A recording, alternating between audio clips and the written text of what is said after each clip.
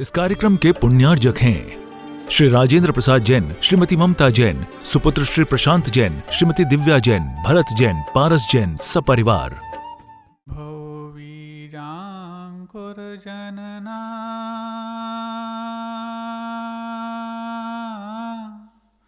भोवीरांकुरजनना रागाद्याक्षयमुपागता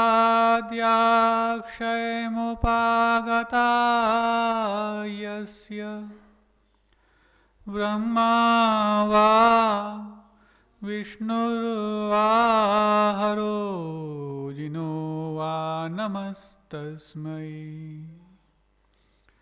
जो विद्यादिसागर सुधी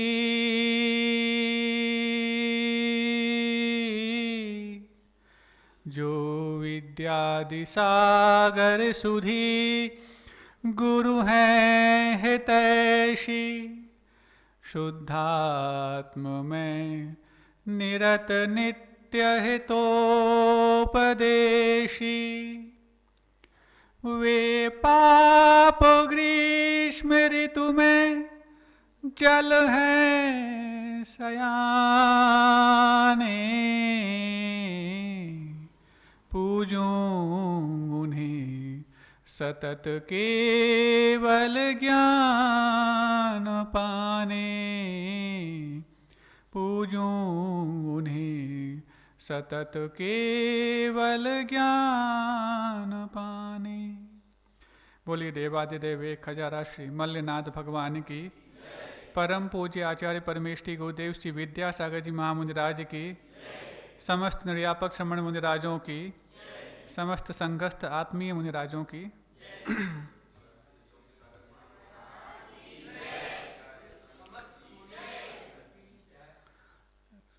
व्यक्ति की तीन ही बुनियादी आवश्यकताएं इस दुनिया ने मानी, रोटी, कपड़ा और मकान। और इन बुनियादी आवश्यकताओं को सिर्फ आवश्यकता पूर्ति का साधन ना मान करके रोजगार का भी साधन बनाने का प्रयास व्यक्ति करता रहता है। लेकिन रोटी को आवश्यकता की वस्तु तो माना, लेकिन उसको रोजगार का जरिया बना पाना हर व्यक्ति को संभव नहीं। मकान को आवश्यकता की वस्तु तो माना, लेकिन उस मकान को तैयार करके अपना रोजगार तैयार करना ये हर व्यक्ति को संभव नहीं। लेकिन कपड़े को आवश्यकता की वस्तु भी माना और साथ में उसको रोजगार का जरिया बना करके दूसरों को भी वितरण करना और खुद के लिए भी अर्थोपार्जन करना। इस चीज की जिस व्यक्ति ने शुरुआत में खोज की, आज से लगभग कई वर्षों पहले इसकी खोज हुई। और यूँ तो देखा जाए तो आज के वर्तमान इतिहास को देखते हैं तो कई वर्षों पहले कहना आता है, यूँ तो मूलाचार में भी वर्णित है। और उसके पूर्व में जो भी जब गृहस्थ आश्रम रहा है तब तक कपड़े का व्यापार और कपड़े का उत्पादन दोनों हुए हैं। लेकिन 500 वर्ष पूर्व जाते हैं, अभी सिर्फ 500 वर्ष पूर्व। तो 500 वर्ष पूर्व एक किसी महात्मा ने इसको रोजगार का जरिया बना करके और आवश्यकता की पूर्ति और साथ साथ अर्थोपार्जन दोनों का जरिया बनाया, जिसका नाम था महात्मा कबीर। उसके 500 वर्ष बाद दूसरा एक महात्मा पैदा हुआ, जिस महात्मा ने भी इसको रोजगार का जरिया भी बनाया और स्वदेशी आंदोलन का एक बहुत बड़ा मुहिम भी छेड़ा, इसका नाम था महात्मा गांधी। ये दोनों महात्मा थे। इन दोनों ने कपड़े को रोजगार और कपड़े को बुनियादी आवश्यकता के रूप में स्वीकार करके स्वदेशी आंदोलन का बहुत बड़ा कर्तव्य निभाया। लेकिन काल के गाल में अथवा कहा जाए कि संसारी प्राणियों की लापरवाही के कारण दोनों ने उस चीज के मूल को कितना समझा और उनके समझाए हुए मूल को हम सब ने कितना समझा, वो तो इतिहास का विषय बन गया।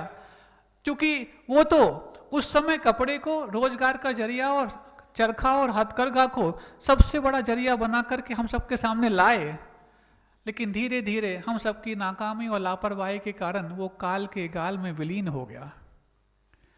फिर उसके पश्चात 100 वर्ष पश्चात एक ऐसा महात्मा, जिस महात्मा ने उन सब चीजों को, जिन चूकों के कारण इतनी बड़ी उपलब्धि भारतवर्ष से दूसरों के हाथों में चली गई, उस चीज को पकड़ा और उन सारी चेन जो आपस में उत्पादन करने के वाले के पास तक अर्थ नहीं पहुंच पाता, उस चेन को कम से कम किया और सारी समस्याओं का समाधान ढूंढ करके जब इस हथकरघा को हम सबके सामने लाया, यूं तो उसके पहले भी दोनों महात्मा थे, इस बार भी जो महात्मा है वो भी एक महात्मा है, वो भी दो पहले जो थे वो संत माने जाते थे, लेकिन इस बार भी एक संत है।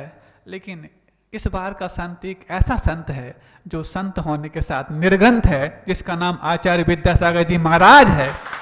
और जिन्होंने इस मुहिम को जब सामने लाया तो पूर्व के तो महात्माओं की जो कुछ भी प्रयास थे वो हम सब की लापरवाही के कारण काल के गाल में विलीन हो गए, लेकिन आज तो ऐसा प्रयास हुआ है इस निर्ग्रंथ संत के द्वारा जो काल के गाल में विलीन नहीं, हर घट में लीन होने वाला बन गया है। और इस चीज को समझने का जिनने प्रयास किया है और जिनने इसकी उपयोगिता समझी है, जिनने इसका उत्पादन समझा है, उसका प्रभाव उनके जीवन पर, उनके चेहरे पर आत्मविश्वास के रूप में अवश्य आता है।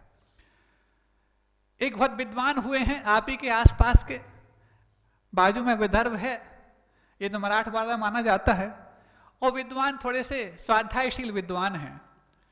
और स्वाध्यायशील विद्वान होने के साथ साथ, अब मैं नाम जगह का खोल दूं तो आप पहचान जाएंगे किसकी मैं बात कर रहा हूं, वो कारण जाके विद्वान हैं और एकांत पक्ष को समर्थन करने वाले रहे हैं, निश्चय मार्ग को ज्यादा स्वीकार करने वाले रहे हैं। लेकिन जब उन्होंने गुरुदेव के इस प्रयास को सुना, समझा और जांचा कि गुरुदेव हथकरघा के बारे में उपदेश दे रहे हैं, तो उन्होंने कितनी अच्छी बात कही। लोग तो यहाँ वहाँ की बात सोचते होंगे, करते होंगे कि जिसने कपड़े छोड़ दिए वो कपड़ों का उत्पादन करने का उपदेश क्यों दे रहा, लेकिन एक निश्चय मार्गी विद्वान ने कितनी अच्छी बात कही कि हथकरघा मात्र ये ताना वाना नहीं है, ये तो करणानि योग और चरणानि योग का समन्वय है, क्योंकि जिसने चारों अनुयोग पढ़े हैं, जिसमें प्रथमानि योग, करणानि योग, चरणानि योग और द्रव्यानि योग आता है, तो करणानि योग जिसमें कर्म सिद्धांत की बात कही जाती है और चरणानि योग जिसमें आचरण की बात की जाती है, इन दोनों का समन्वय बनकर के सामने आया है। तो मात्र गुरुदेव का सबसे नायाब उपकरण जो कि हथकरघा के रूप में आया है, उस रूप में आया है। अब सोचो, एक निश्चय वाले विद्वान ने भी इसकी उपयोगिता समझ ली। आप लोग समझते, क्योंकि आप लोग तो गुरु भक्त माने जाते हो, फिर भी छोटी बात हो सकती थी, लेकिन वो भी छोटी बात नहीं, बड़ी बात है। लेकिन यदि किसी निश्चय के विद्वान ने यदि इस बात की तारीफ की है, तो वो तारीफ भी कैसे निकल करके आई हो, कैसे उसने समझी हो, तो वही जाने। और सिर्फ विद्वानों की बात नहीं, कई साधुओं ने भी और कई आचार्यों ने, इवन आचार्य वर्धमान सागर जी महाराज ने तो यहाँ तक बात कह दी कि यदि 20वीं शती का पूर्वार्ध आचार्य शांति सागर जी महाराज के नाम से जाना जाता है, तो 20वीं शती का उत्तरार्ध और 21वीं शताब्दी पर पूरी की पूरी 20वीं शताब्दी का पूर्वार्ध आचार्य शांति सागर जी महाराज के नाम से जाना जाता है, और 20वीं शताब्दी का उत्तरार्ध और 21वीं शताब्दी का पूरा काल यदि किसी संत के नाम से जाना जाएगा तो उनका नाम आचार्य विद्यासागर जी महाराज है। और यदि ऐसे आचार्य महाराज भी यदि आचार्य गुरुदेव की इतनी बड़ी प्रशंसा करते हैं, तो कोई ना कोई उसमें बात तो अवश्य होगी। अब एक छोटी सी बात आती है उसी समय की, जिस समय हथकरघा को लोग रोजगार का जरिया हर घर में माने जाते थे। तो एक सरफरा बच्चा था, युवावस्था की दलील पर पहुंचने वाला था, और पहुंचते पहुंचते उसको लगा कि आज मेरे लिए कोई साथी नहीं मिल रहे हैं, और साथी नहीं मिल रहे हैं तो मैं किसी व्यक्ति के पास जाकर के अपना मनोरंजन करूं। तो मनोरंजन की दृष्टि से वो किसी एक हथकरघा से बने हुए वस्तुओं का जो व्यापार करता था, दुकान में हैंडलूम्स के कपड़ों को बेचता था, उसके पास पहुंच गया। छोटा सा व्यापारी था, उसने कहा मुझे एक साड़ी चाहिए है। ठीक है, साड़ी दे दी उसने। बोले कि इसकी कीमत क्या है?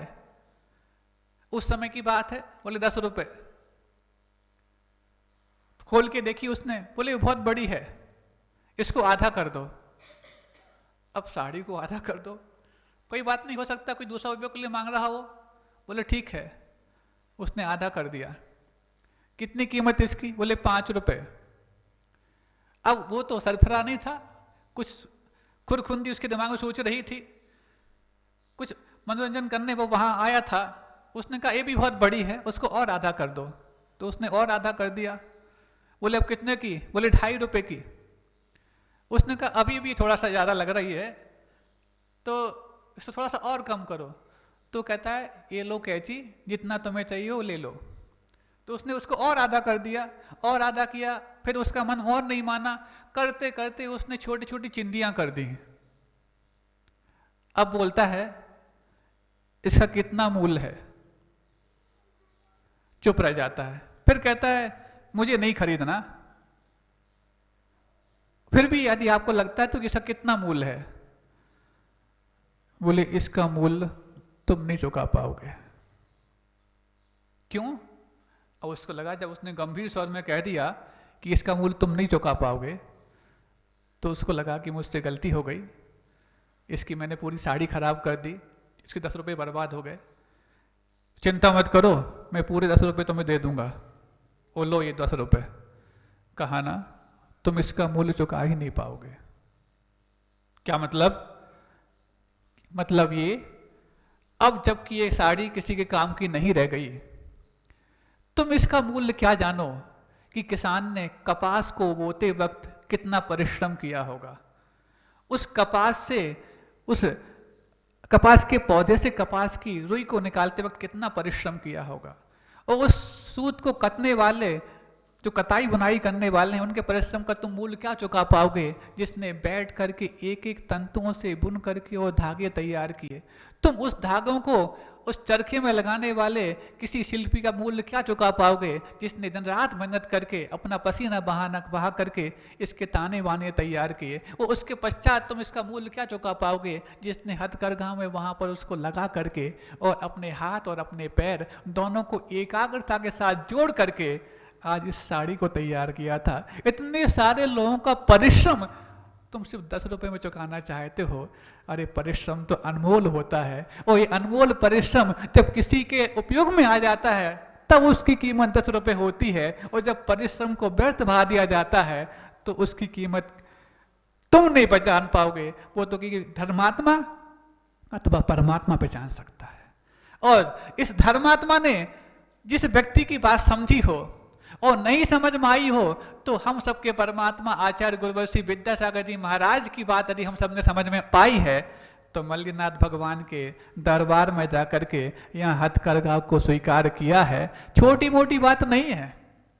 यूं तो 5 बालयती जो हुए, वासुपूज, मल्लिनाथ, नेमिनाथ, पार्श्वनाथ और महावीर, सबसे ज्यादा यदि मंदिर किसी जगहों पर देखने को मिलते हैं तो पार्श्वनाथ भगवान की जलालय देखने को मिलते हैं। कारण उसमें यही है कि उनने उपसर्ग सहा, और जिनके जीवन में संकट आते हैं वो उपसर्ग विजेता को ही अपना याद करते हैं। फिर उससे ज्यादा यदि मिलते हैं तो महावीर भगवान के मिलते हैं, सुनते हैं उन्होंने भी उपसर्ग सहा है। ये हुंडावसर्पणी काल की देन है कि तीर्थंकरों पर भी उपसर्ग हुए। उसके बाद यदि किसी भगवान के यदि मंदिर मिलते हैं 5 बालयतियों में, तो नेमिनाथ भगवान के मिलते हैं। उसके बाद यदि मिलते हैं तो वासुपूज भगवान के मिलते हैं। और ये दुनिया का एक बहुत बड़ा अजूबा है कि सिरठ शाहपुर में भगवान मल्लिनाथ का भी मूल नायक के रूप में जिनालय स्थापित है। यूं तो इन बालयतियों को वो लोग कम वेटेज देने का प्रयास करते हैं जो स्वयं गृहस्थी में फंस गए हैं। ये तो बालयतियों के मन की बात है जो बालयति के महत्व को समझ पाए। समझते हो बालयति क्या होता है? बाल ब्रह्मचारी। बाल ब्रह्मचारियों के मन की ही बात है जो बाल ब्रह्मचारियों के महत्व को समझ पाता है। लेकिन उसके पश्चात भी एक चीज आपको पता नहीं होगा, क्योंकि 5 बालयतियों में से वासुपूज, महावीर और पार्श्वनाथ भगवान, ये तो जिन्होंने इनके जीवन में कभी गृहस्थ जीवन संबंधी बात आई ही नहीं। नेमिनाथ भगवान के जीवन में आई कि विवाह पक्का भी हो गया, बारात भी निकल गई, और बारात में निकलने के पश्चात बारात दरवाजे तक पहुंचती उसके पहले ही वैराग्य हो गया, इसलिए वो भी बाल ब्रह्मचारी माने गए। लेकिन उत्तर पुराण में आया है कि मल्लिनाथ भगवान भी इनका भी विवाह पक्का हो गया था। इनका भी विवाह पक्का हो गया था, पता है आप लोगों को? हाँ सुन लो, मल्लीनाथ भगवान के क्षेत्र में रह रहे हो और आपको अपने मल्लीनाथ भगवान की पूरी जानकारी नहीं है। इनका भी विवाह पक्का हो गया था, उत्तर पुराण में पढ़ लेना आप लोग। लेकिन हाँ, इनकी बारात नहीं निकली थी। बारात निकली थी नेमिनाथ भगवान की, और बीच में उन पशुओं के बंधन को देख करके उनको वैराग्य हो गया था। इनकी बारात नहीं निकल पाई थी, लेकिन विवाह तो पक्का हो गया था। विवाह पक्का होने के बाद जो अपना पक्का वैराग्य लेकर के आगे बढ़े हैं, उनका नाम द्वितीय बाल ब्रह्मचारी बालयति भगवान मल्लीनाथ भगवान है। और ऐसे मल्लीनाथ भगवान जो हम सबके परमात्मा और परम बालयति आचार्य परमेष्ठी विद्यासागर जी महाराज के गृहस्थ जीवन के पिता का नाम भी मल्ली सागर महाराज था। ये भी अपने आप में एक अनोखी बात है। और अब तो गृहस्थ जीवन में आने के पश्चात भी गुरुदेव के माध्यम से अपने मस्तक पर दीक्षा के संस्कार प्राप्त करने का सौभाग्य अब उस हर गृहस्थ को मिल सकता है जिसके जीवन में उत्कृष्ट सागर जी जैसा उत्कृष्ट वैराग पनप रहा हो। इस कार्यक्रम के पुण्यार्जक थे श्री राजेंद्र प्रसाद जैन, श्रीमती ममता जैन, सुपुत्र श्री प्रशांत जैन, श्रीमती दिव्या जैन, भरत जैन, पारस जैन, सपरिवार।